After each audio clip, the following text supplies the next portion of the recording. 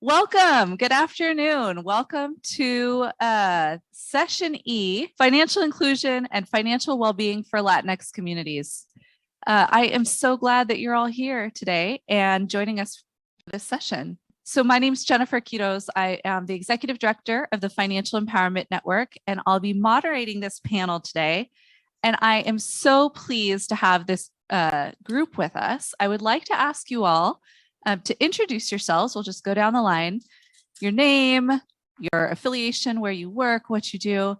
And I would also like to add please share with us why you care about financial empowerment, well-being, inclusion, access, whatever the word is that you prefer to use for this work.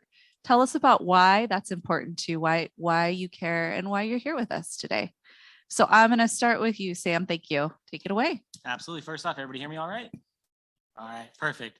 So my name's Sam Johnson. I'm a financial examiner with the Washington State Department of Financial Institutions, Division of Credit Unions. A mouthful, I know. I get it every time I have to say it. My job with them, we regulate all of the state-chartered state-chartered credit unions. We have over 50 here in Washington State.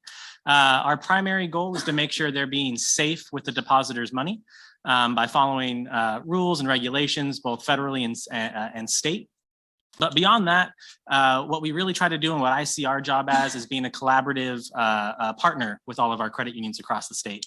What we want to do is help our credit unions be the best version of themselves, because we know when they're the best version of themselves, they're able to serve their communities to the best of their ability, and that's good for all of Washington.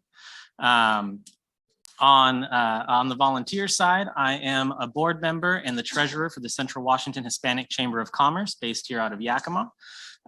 We really work to provide Latinx business owners and aspiring business owners a productive and a good business community here in Central Washington.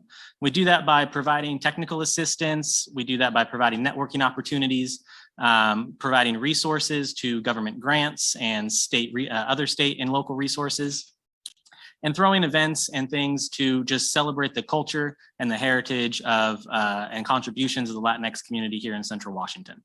And then why financial access is important to me.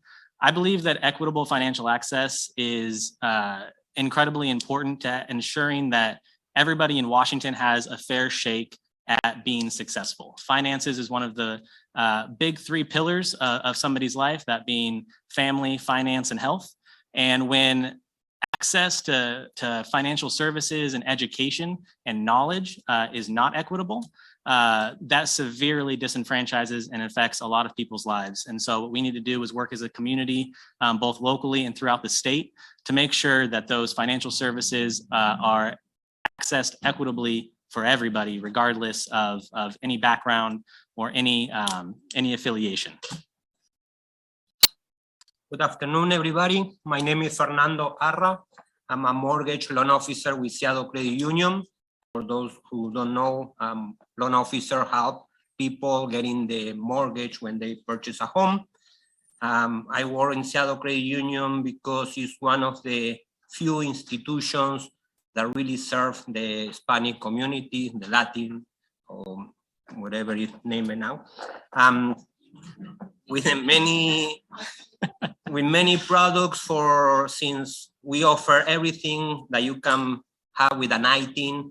To people who don't know, an ITIN, tax identification number, is a number that some people who don't have a social security number or valid working permit on the United States, with this number they can report taxes and kind of have a financial life with it. And we offer free checking account, free saving account.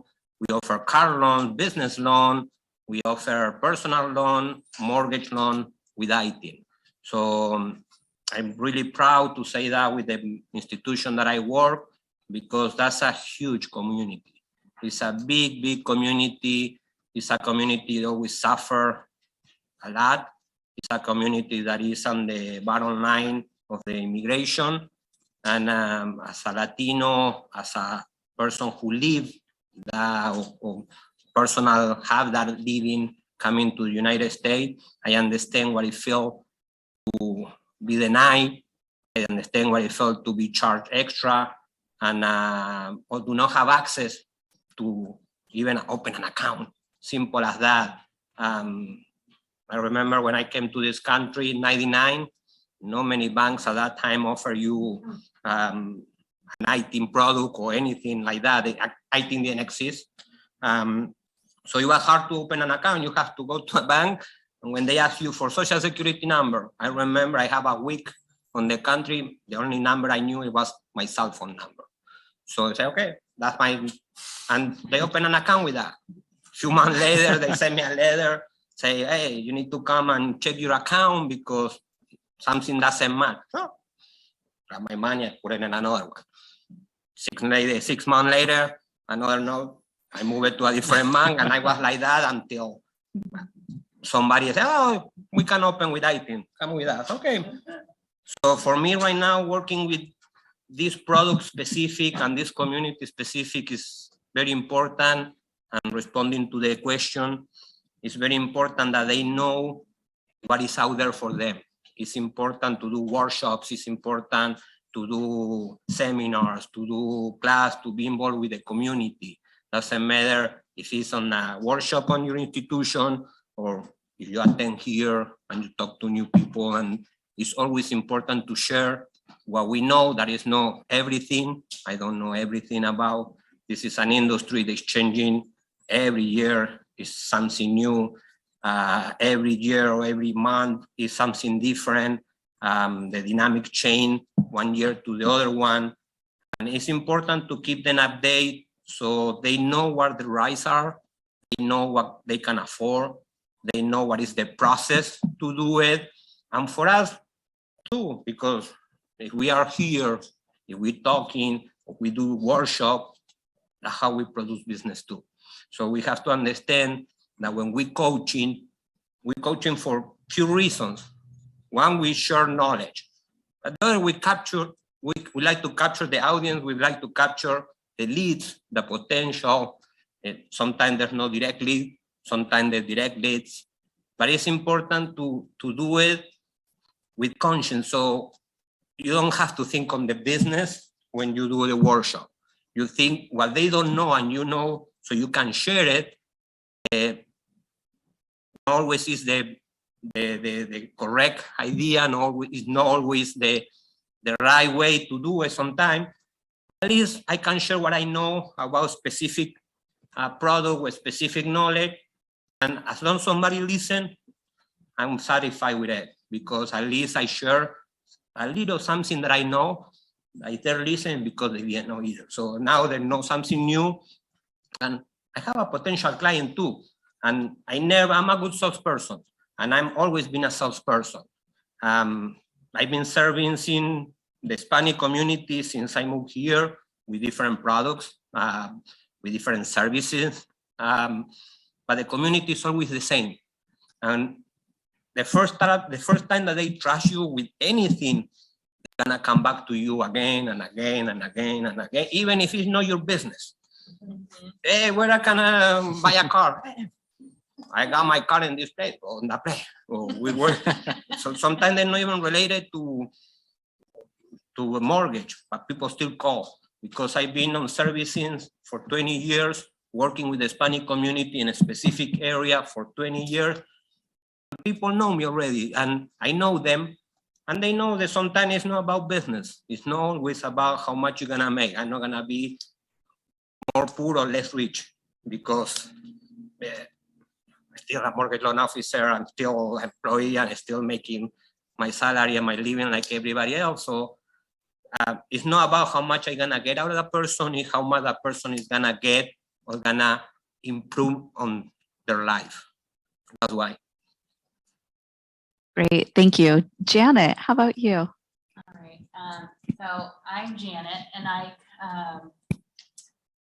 work for El Centro de la Raza, a nonprofit organization based in Seattle, Beacon Hill to be more exact. And I am the financial empowerment coordinator. I've been in this role for less than a year, but I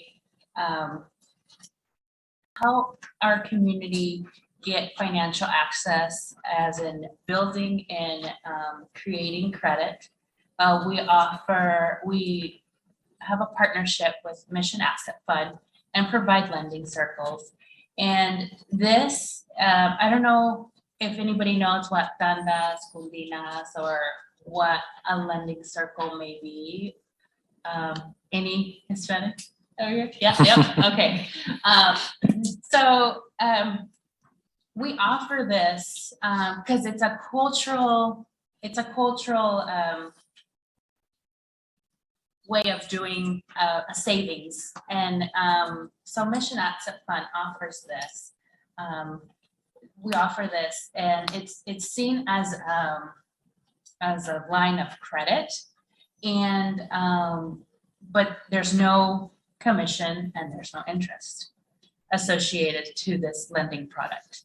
And it's there for any community member that is in need in creating or building credit, because we don't ask, they need to have an I-10 or a social, but therefore anybody else, they have access to that.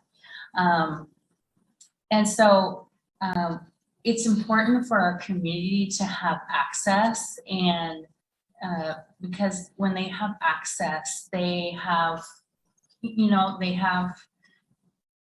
access to these things, but they also need to know where to get this access, where to get this resources, in order, because like Fernando was saying, it's like, you build this relationship with your community that, you're helping them genuinely to build this credit without seeking any sort of money that you're going to get like a commission out of it or anything like that. And they will come to you and ask you in different ways that they can either continue to build their credit or any other services that you provide when building that one-on-one relationship with them. So that's just a kind of. Thank you. And do you want to share why you care about financial empowerment, access, well-being? Yes, so I care about this because growing up in Mexican and Hispanic or Latina, and financial, it wasn't talked about. It's like a taboo. We don't talk about how to keep our finances, or how to save, or let alone open a bank account, or even do investments. So for me, I care about this because I feel like there's definitely, our system is definitely broken. There is a gap between our white counterparts and our BIPOC community that don't have access or resources or this education and don't know where to go and get access, get these resources and get this education. So for me, it's important that I get the word out with my organization and what we can do in order to help our BIPOC community and anybody that is in need. Great. Thank you all for sharing a bit about what you do. The first question is, what is working well? And Janet, I'm going to come back to you. I know you thought you were like off the hook and got to rest for a moment, but I would love to hear what is going well. And as part of that, can you also explain a little bit more about how the tandas work for folks who are not familiar with how those are structured? I think that would be helpful for folks to hear. Yes. Okay. So our organization also offers different resources for anybody that is interested either in learning about computers or getting a job in a bank, or even how to start their own business. So there's different classes and courses that are given within our organization. And then they invite me to those courses to present a credit class or topics. We talk about credit, like what is credit? How your credit score is, what components make your credit score, all of that. Credit, and then when we present lending circles, we present it as an opportunity to establish or continue to build their credit history. And the way this works is we have them, we let them know what the requirements are through math, what they require. So they require an ID, they require a checking account, they require a personal email, and then some proof of income. And that proof of income can be pay stubs, bank statements, benefits letter, if they, get, Social Security, whatever that income may look like. And the person themselves, we give them a link and they go directly to Mission Asset Fund and they start their application. And once they submit those pictures of the proof of the documents that are required, I come along and make sure their name and information is correct. And they also are asked what their kind of total debt is, because we want to make sure that this is going to benefit them and not, hurt their credit score. And in order to start a lending circle, they need to watch financial modules, which are usually like snippets of different topics of savings, debt, different, and they're usually 5 minutes long or less, and they have to watch 5 of those. And then they'll take a survey, and once they're done with that, we'll go ahead and let them know that they're ready to join a lending circle. Once we have a minimum of 6 people that have gone through the application process, we get together and we'll let them know kind of what they want to contribute, so that they can contribute $50 up to $200, but it has to be a mutual, like all of the 6 people have to decide whether they want to do $50, $100, $200, or whatever the amount that may be each month. And each month, money will be taken out of their bank account on the 17th of each month. And for example, Fernando will get the first month, and all the 6 people that decided that, are going to join the circle, they all decided they wanted to do $100. So now Fernando will get those $600, and the next month he will get the $600, until every person in the circle gets their share of the $600. And then once all of the people in the circle have received it, then the lending circle is over. This lending circle does report to the 3 credit bureaus, the payment history. So therefore, that is how they start establishing credit and building their credit. Again, it's 0% commission and 0% interest. So we at Centro La Raza gets 0 money of however many lending circles we do or organize in this year, because we do this to help our participants gain access to capital or have that credit score that is required to get that loan, to get that house that they want. So that is why we offer this lending circle. It's through Mission Asset Fund again. And I believe it's a great opportunity to give your community this way starting their credit and building their credit and not having them to tell them, go open a credit card and, get yourself in debt and kind of thing. This is a kind of ease the way them to, show them how to start saving because, and also build their credit. So. Great, thank you. Fernando, how about you? What do you see that's working well right now? What is working well is that the Latino Hispanic communities are very hardworking and never give up. That's the first thing. Because without them, we wouldn't be doing business that we're doing, even with all the obstacles and walls that we always have to cross, to put it that way. What is working well is,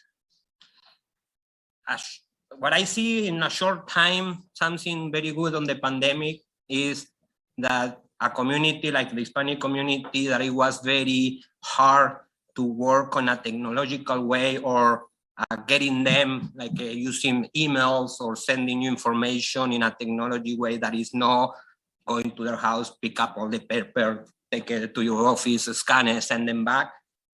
That helped a lot. So technology, it's been improving the way that we doing business. It's been improving the way that we communicate to our members. It's been improving the way that they communicate to us. So that one thing that I see that been improving. Some institutions are seeing the potential that we have, so they are looking to profit with us too. And I'm glad that they're profit with us because everybody profit with everybody, so they decide we're profitable. And I'm glad that they put us because now more institutions like Seattle Credit Unions, many other ones, they are reaching out these communities and offering products that they understand what it is, offer products that in the language that they understand what they're reading. And that been improving and it's working a lot. In my personal institution that I work, we've been polishing all the products that we have, especially with the IT products, in order to make them more accessible for the people. Because we create a program that we were, at the beginning, we were not able to sell because we put so much restriction over the restriction that it was impossible to get a product. Then my management, the management of my company get together and start, okay, let's move this, let's move that, let's add this. So we did a product that is, I'm not gonna say everybody will qualify because it's not true. It's a product that you still need to have some requirement, but at least now the requirements are more possible. So that's a good thing that we offer for the Hispanic community. Still, we need to work every month, every day on the product because we always can improve, and every month we see a new challenge that we wasn't expecting it, and say, well, how come we didn't predict that? Well, because we didn't exist, we didn't know that exists, and we facing every day new challenge. The community is changing a lot. It's improving, that is a good thing.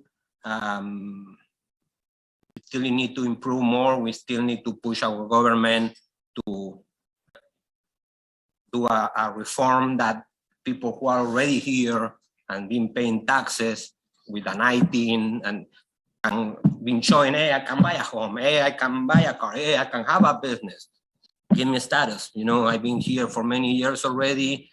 So there's a lot of improvement that we need to do, but at least there's some big ones that they're already here.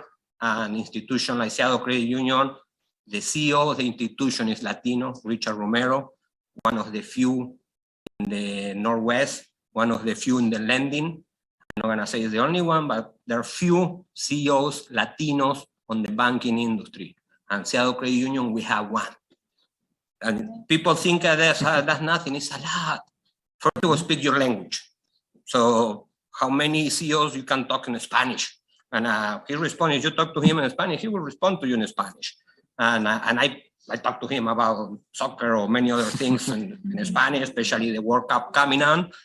And so that made you think that he understands the community, so he knows what the community suffers. So it makes the bottom line, or he transmits that to all the employees in a way that it makes our job a little bit more easy. We don't have an easy job. Working with the IT community, Hispanic community is never easy. It's always extra. For many reasons. Sometimes you're working with people that everybody thinks, oh, Spanish, Latin speak Spanish. I'm from Argentina. I have to meet people from different communities, from Mexico, for example. They don't even speak the Spanish. They speak a regional language. And but you're from Mexico. Yeah. Don't you speak Spanish? No. Okay. And then you learn that being Hispanic, being Latino, I didn't know I was Latino until I moved to this country, because I didn't know I was a race until I moved out of my country. In my country, we don't have races. We just have people. And then when you sign a form or you fill a form, nobody asks you where you're from. So I have to where I'm from. I'm from my family. They were from one side of the, so I don't know. But you come here and then, oh, you belong to Latino. Okay. We are not the same. We are not speaking the same language. Even sometimes when we speak Spanish, when you try to say something, the other person gets the completely different message, because you use one specific word that it means an insult, and it happened to me many times. And then I said, no, I'm insulting you. I'm just trying to let you know, probably you're young or you, but no, I'm insulting you. But it's so technology somehow improved it's working well. The communication with our client is working well. Those are the things I've seen been improving. Just one thing about the Tanda is a great product that Centro Raza offer. We use a lot. I use it a lot, because one of the requirements is to have a 2 line of credit on the credit report. Sometimes they don't have one, and I can only offer them one, a credit card. They say, okay, I need an extra one. Go to another bank and open another credit card, or go to institution like Centro Raza that offer the Tanda, and it's a good way to save money and at the same time build credit. So great product for them.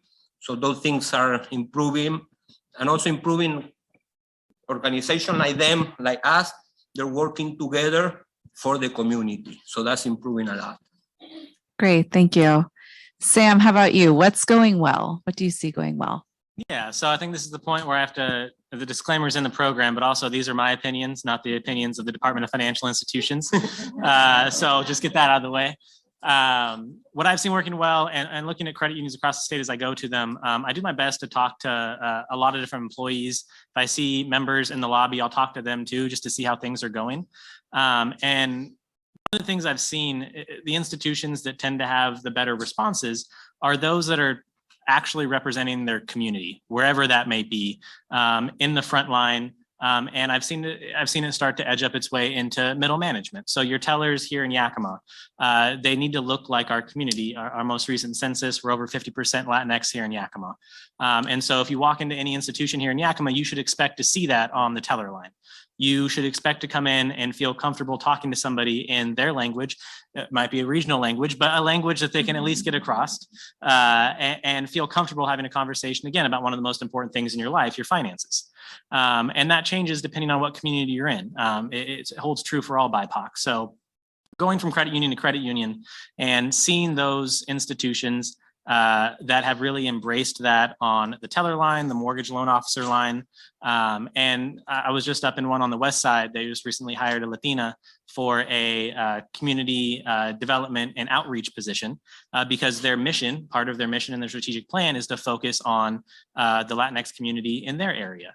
And they knew that in order to really be able to reach that community and to be able to connect with them in a real way, they would need somebody that looks like them, who understands where they come from, the challenges that they've faced, and bring that back to the leadership team and back to the credit union so that they can enact policies and products and services that will actually meet the needs. On a nonprofit side, I think one of the biggest things that we've seen are nonprofits, like you mentioned, really starting to work together. We all want to do what's best for our communities, and we all have a lot of great ideas. But chances are there is another nonprofit near you who might be doing the same thing. And instead of reinventing the wheel, we can go connect with that nonprofit and share our resources and work off of their resources and really serve our community to a better extent. And I'm seeing that happen more and more as we go to events like this, as we go to other community events and we connect with people and share what we're trying to do. And that's been really encouraging over the last, 2-3 years to see that really happen, especially here in Yakima. Great, thank you. All right, so the next question, we've heard about what's going well. What are some of the challenges? And when I think about challenges, like we've been talking about, I think about challenges for individuals, right? Individual community members who are just trying to live their life and manage their finances, and also for challenges for providers, like on this systemic level that, you're working in the community, and what are the challenges associated with that? Who'd like to start? Fernando, there you go. One of the challenges that I've seen the most is being a Latino in this part of the country is expensive. Okay, came with majority of Latinos. We come from countries that we don't have background education on financial institutions, so we don't know what is a scoring. We don't know what is a credit report. We don't know, and we learn on the bad way when we are here. So for those that are new immigrants, one of the challenges that they're facing is do not have any scoring or any history on financial, so that's gonna cost them more money. So if they want to rent a place, they're gonna be more challenge for them. If they wanna buy a car, the interest rate is gonna be higher. And for those who have the credit history and they can do all the requirements, for example, for a mortgage, we asking, for example, somebody who have an 19, we asking more requirement than a normal person, okay? What we asking, you need to do more down payment. It's a regular program is nothing if you can get a down payment assistance or 3%, 5% average, you get a interest rate. A 19, you get a higher interest rate. The requirements are the same. We need to, instead of that, you need to pay more. You're gonna get at least 10% down payment. We're gonna charge you more. Why? Because you are a 19, you're at risk. If you see the statistic, people who purchase a home with a 19, they are the less who lost the home. If you see how many people have lost their home, the item are the less. Why? Because at least they put a 10 or 20% down. So the security on the home is bigger, but we still charge more for that. And the requirements are the same. You need to have down payment, you have same credit scoring or about the same credit scoring. You have to have the requirement pretty much the same, but it's more expensive for the Latino, for the item loan. It's more expensive. And it's been always like that. If you want to buy a car, it's the same equation. So being a Latino, for some reason, unless you can change your status or you can, it's always cost you more money. Okay, so that's one of the big challenge that we facing. And the other challenge that I see, and even that I say that we have improved a lot on the communication with our members on the Hispanic community, or those who speak Spanish, still not the same information available when you dig in English or you dig in Spanish. Just as simple, if you check Seattle Credit Union website, check the website in Spanish, check the website in English. You're gonna see completely different information in one and information in the other one. The same thing, I'm not gonna say something that we challenge or might, but I see in general, you start digging into the loan. Let's say you open a mortgage. Then the servicing not always is in Spanish. Not all the institutions offering servicing in Spanish. So when you have a problem and you call, unless the customer service know a little bit about mortgage or servicing or anything in particular, you're lost. Okay, I've been hired for an institution, not the one that I work in now, a previous one. But they say, okay, you're gonna be representing the whole Hispanic department. Wow.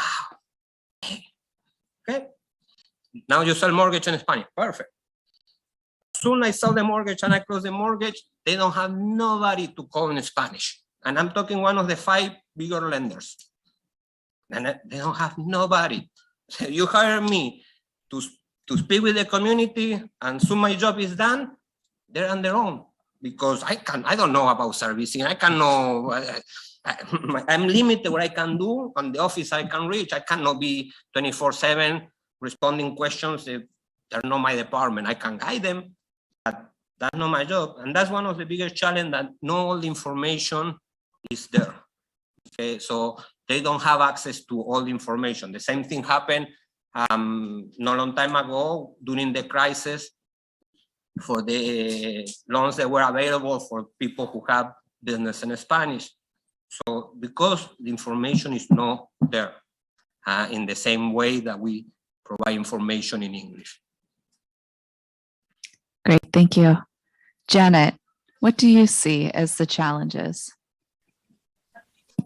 Well, coming from a nonprofit perspective, not necessarily a Centro, but mine, is that we offer language. For me, is the access to being able to get, like Seattle Credit Union does offer, to open a bank account with an ITIN.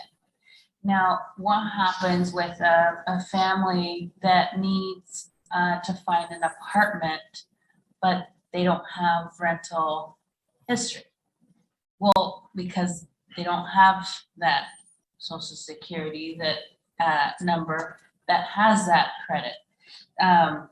So the challenge for me that I've seen within our community is the access to resources. Yes, resources are available, but the people holding those resources or that knowledge is not making it available in the languages that are needed or in the way that is needed. For example, elderly people, like they're not gonna look on Facebook or Instagram or TikTok to find out that there's this event, etc., going on.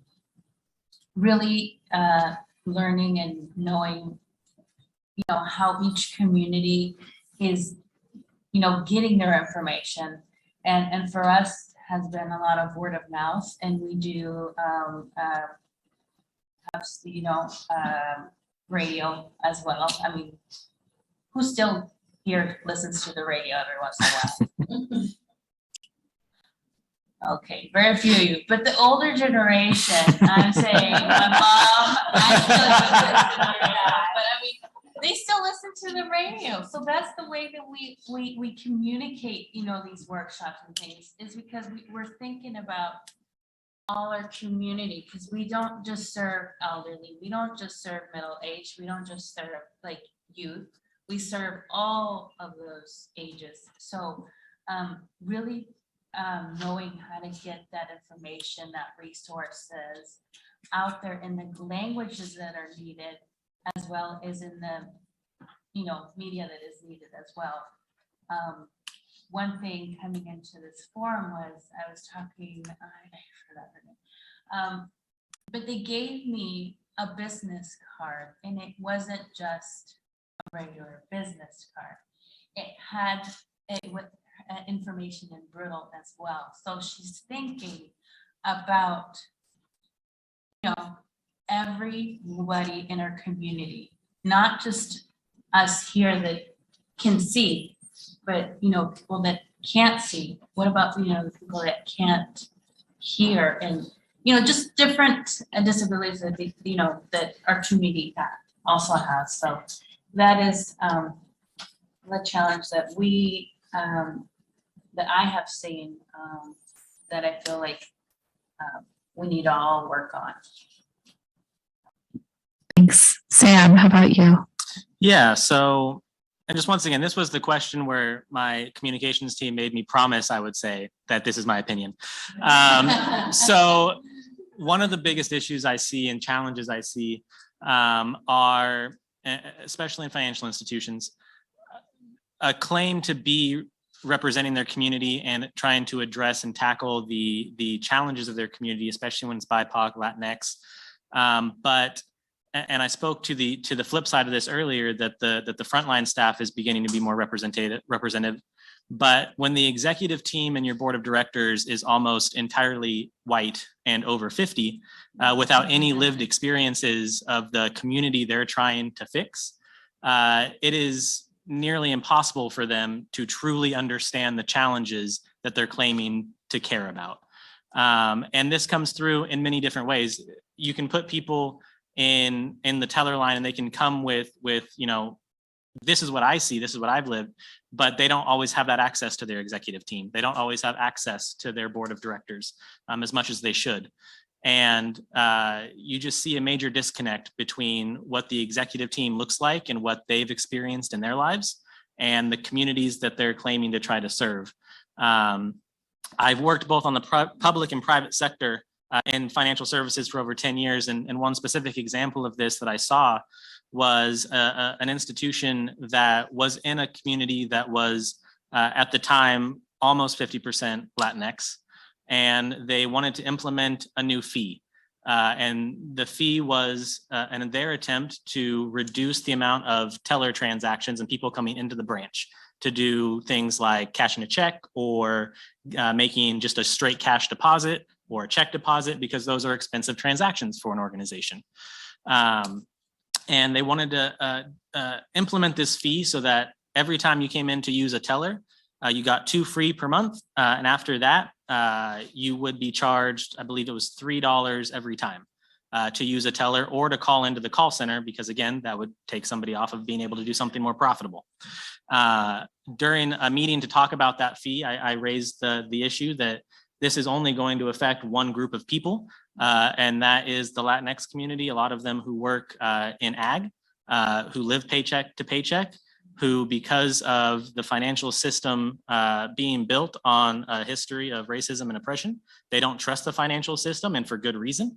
And that still obviously happens today with Fernando's example of having somebody there that can get them a mortgage, but then nobody that can help them afterwards.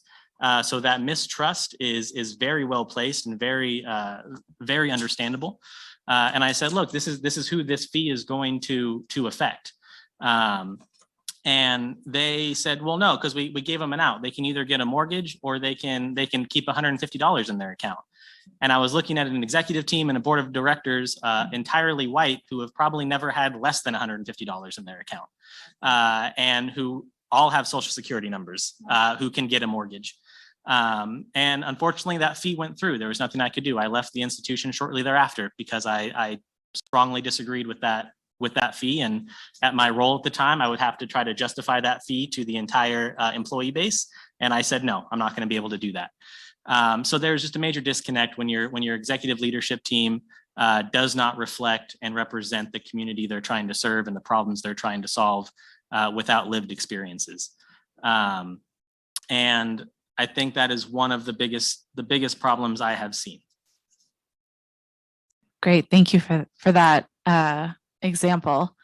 And it kind of leads me to something that we talked about when we were preparing for this session, which is partnerships and the key. I mean, why partnerships are so important, and especially across sectors. And so I'm wondering if you all or any of you would like to speak to that and sort of how the ways that partnerships can mitigate some of those concerns, but also the benefits that they bring and what that looks like. I think partnerships, especially from a financial institution, as we recognize what we just talked about with executive teams and leadership teams not being representative, that's not going to be able to change overnight. They're not going to fire half their executive team and hire BIPOC, right? But what they can do is start partnering with organizations who do represent the community, and not just partnering in a way to say, hey, look who we're partnering with, but actually giving them space to talk and listening and taking action. If they can do that, if they can find organizations that do represent the community, who do have lived experiences and can relay those challenges that the community is facing and take action on it. I think that's gonna be a big step in the right direction until through natural attrition and through planned and very intentional hiring practices, they are able to make their own organization represent their community and the problems they're trying to solve. Adding something that he's saying is a partnership is, depends who you partner, is very important to do it with a strategic group or company or an affiliation that both have the same goals. It's like dancing. You're gonna try to dance and partner with the right person so you can dance. Right? The same thing is on the institution. For example, we partner a lot with the Centro Raza. We have few projects that we were working together. We both have a group that they have a specific goals. So we were looking for those specific group of people, and they have the same goals, we have the same goal. It was easy to partner. But sometimes there are partnerships or companies or that you try to partner with them because you think that they have something that might be valuable for you, or they might have the members that you need, or they might have something that you're looking at, but then they act or their goal is completely different than yours. So you're going in one way and the partnership is going in so it's nothing to do with a partnership like that, because you're not only wasting your time, you're wasting other people's time. So it's important to do it with a strategic partnership with an institution that have the same goals and value, and why not the same vision as a person or as an institution. That's very important. Yeah, and I have to add and agree with Fernando that yes, we like to partnership with organizations and affiliations that have the same,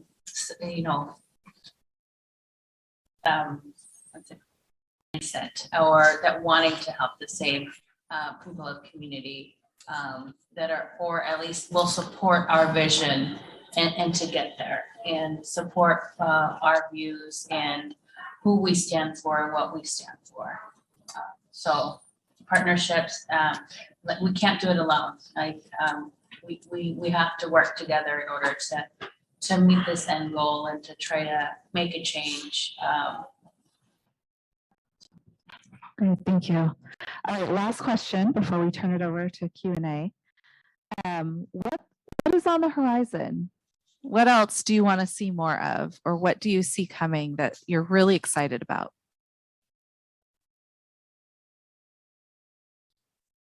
I think for me, what I'm excited about and what I see on the horizon, and I've seen not necessarily in financial institutions yet, but a great nonprofit here that's moving in their headquarters here into Yakima, Northwest Harvest, with their hiring practices in an effort to increase diversity and inclusion.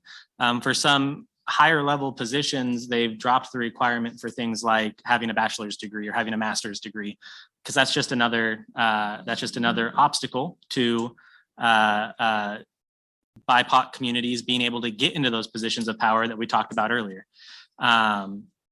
Also, what I see, is we've talked about a couple times, are the partnerships among nonprofits and organizations to not reinvent the wheel every time we each have an idea and want to help a community, but finding opportunities to partner and talk and share resources and share ideas so that we can together build a better community.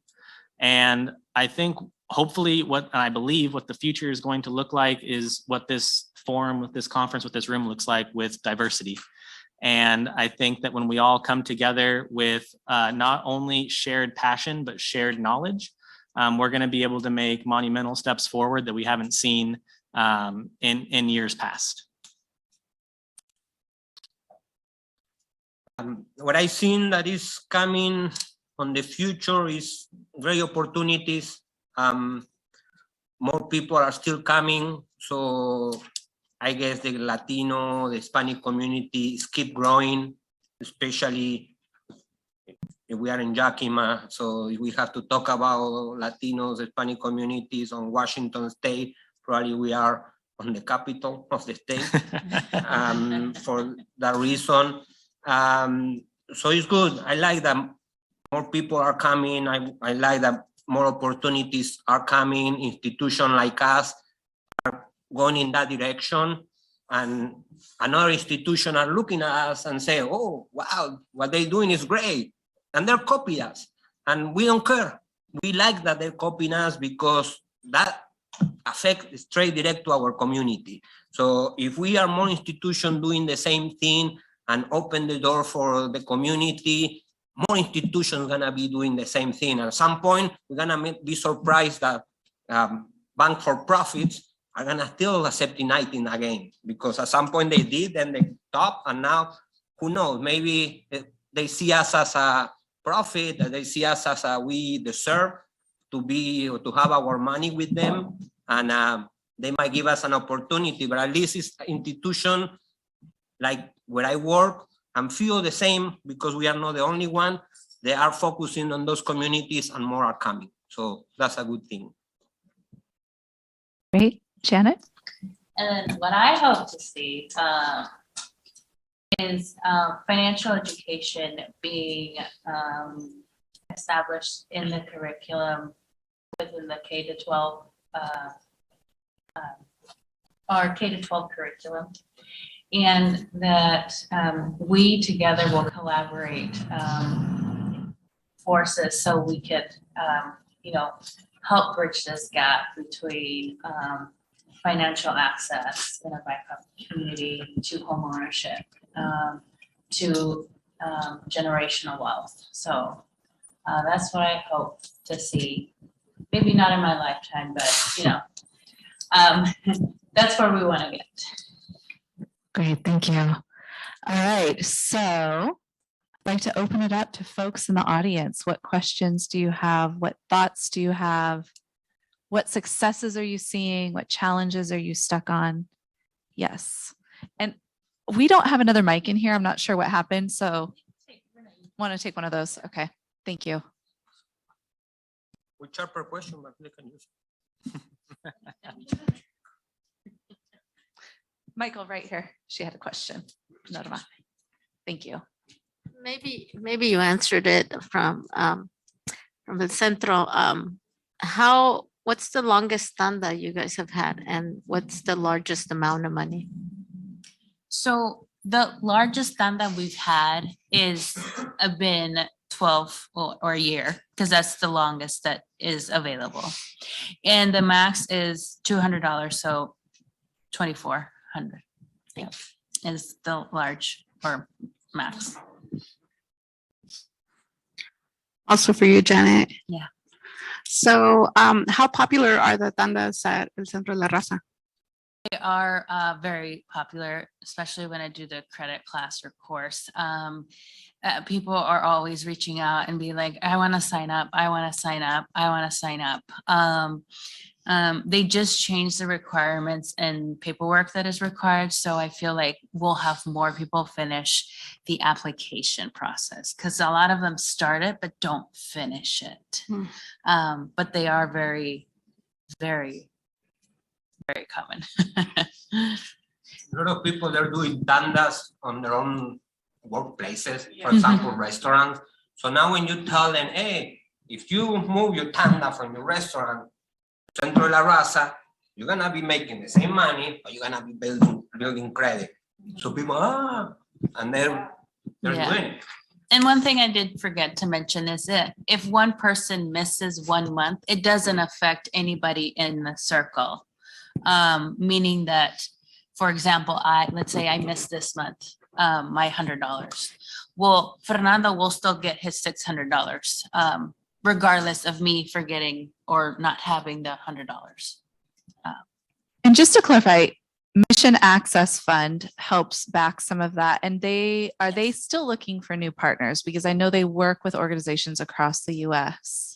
Yes, so they are based out of California, but they are working to obviously get more.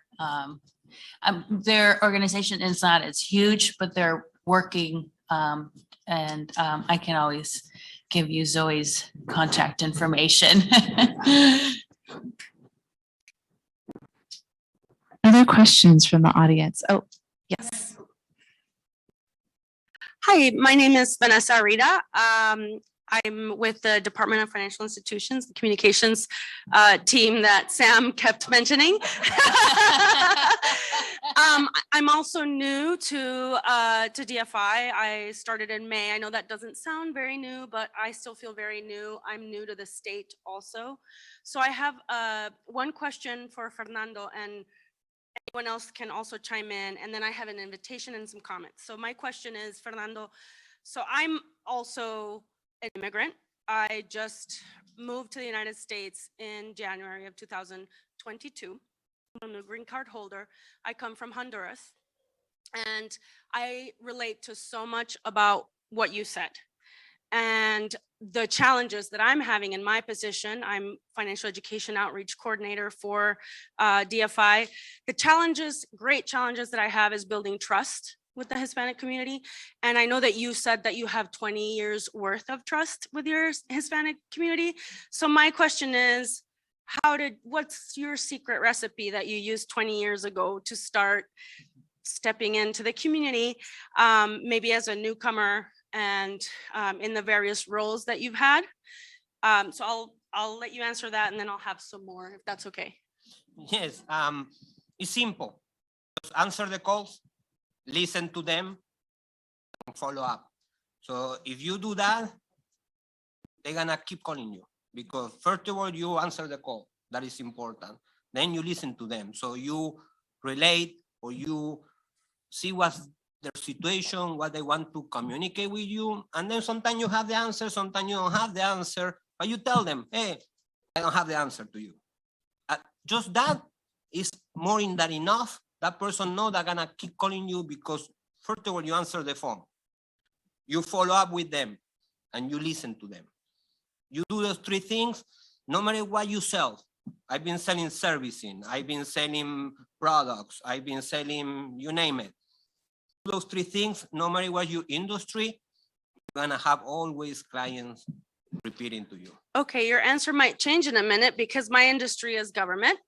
And we all know that nobody trusts the government, especially in Latino communities. So my next challenge that I wanted to bring up is, one of the challenges that I've had is in partnership, is reaching out to partners and having partners help me to introduce myself into the community. So I heard all three of you talking about partnerships. And my biggest challenge, I think, has a lot to do with how much input we all have, how little time we all have, and how much everyone is just busy with their own thing, right? So my emails, my phone calls, my visiting people might be taking up time that they are trying to invest in something else. So what are your suggestions for kind of permeating that I'm too busy to help you, Vanessa, and get the help that I need from partners? So first off, Norma and I are co-directors of the Small Business Resiliency Network. So the Small Business Resiliency Network is a partnership with nonprofit organizations across the state that provide technical assistance to small businesses and small businesses that have been marginalized. So those that are farthest from opportunity. So we get asked over and over again for our contacts, right? They want to use our partners to provide education in a specific topic over and over again. Well, on our end, we're burning them out. We're burning them out. We're burning those bridges too, because they have a contract with us.